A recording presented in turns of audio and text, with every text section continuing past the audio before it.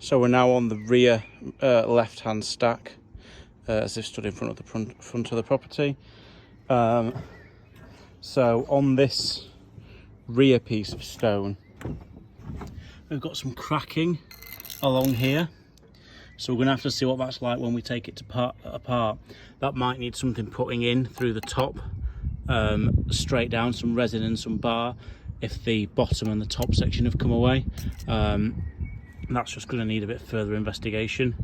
Generally around the chimney there's sort of a bit of a friable surface crusting, so that's just going to want rubbing back with a stone just to take the surface off and stop it trapping moisture.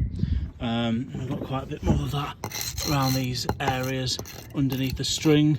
There are some isolated repairs that just need building back up and finishing off, and again just where we've got this friable coating, we know about needing the cramps replacing. Again, we've got this down here where we've got this friable surface that just wants rubbing back to get rid of it.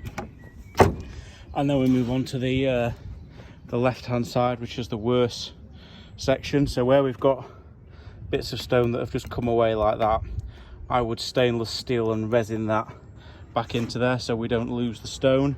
Where we've got this large section missing on this piece, we could either try and square this off and have a new piece made to fit in it. I presume that's the old bit there. So whether there's any merit in sticking that back on, it's probably negligible. It probably want an actual square piece making to sit back in there, or if not, we can build it back up with some proprietary stone repair compound.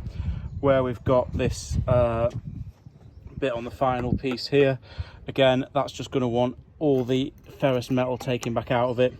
I will probably then try and strike that and take the wedge out so that it can be pinned back into place, and then any stone repair put in the joint, but the joint's going to need to be made a bit bigger first so that there's some material for the repair to grab a hold of.